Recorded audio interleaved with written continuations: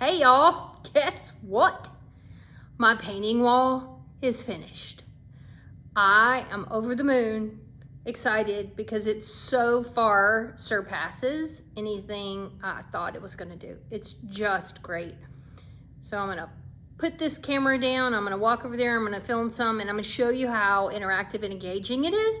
And then I'm gonna talk to you a little bit about why it's so necessary for part of being a flex space part of my new studio.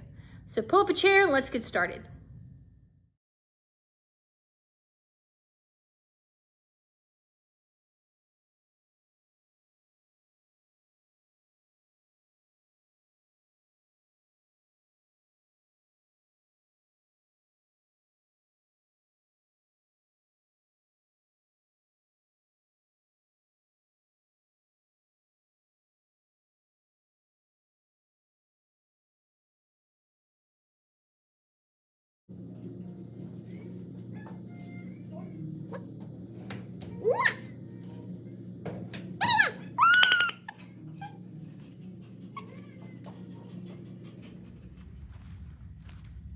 I am so excited about this wall. As you can see, it's a big wall.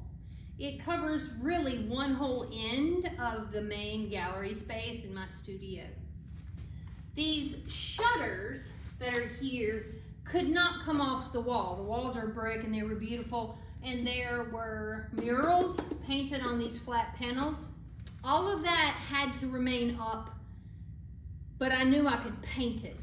So because these were already black, I decided just to paint the flat panels black. It's also part of my branding color, and I also love it for the contrast.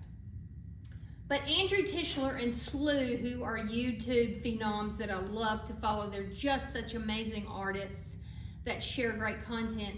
In fact, I saw this idea first from Slew, who saw it from Andrew. And they constructed this painting wall using a 45-degree angled board for ease of access. And when I saw them use it and put it into their studio, I knew it was an addition that I needed to add to this whole wall. So I designed it, and then my husband built it for me, and I want to show you how versatile it is. So these are, actually we took 1x4s and we split them down the middle, and on the back end there's a 45-degree cut. You could use a whole 1x4 if you wanted to, but because the cost of wood is what it is, and I love like being frugal, my husband suggested let's just split. So we actually have these thinner boards that work really, really well. And then they are about, I guess, every 12, 11 inches up this wall. Now, this is a 30-inch by 40-inch painting. I'm gonna pop this down. That painting is a 4 foot by 4 foot. And using this method, I could go, 10 feet. I mean, I could have an entire canvas panel on this huge wall, or I can have a small 8-inch by 10-inch. The beauty of it is in this cleat, this bracket, because this, with this 45-degree angle, is what gives me the ability to invert the angle, and I can hang it so easily. So all I have to do is prop it up there, and it fits in the cleat, and then if I need to move it over, I can move it over. If I need to raise it up, I can raise it up. It sits level. It's so easy. It also, too, gives me the ability to use this as an entire display wall.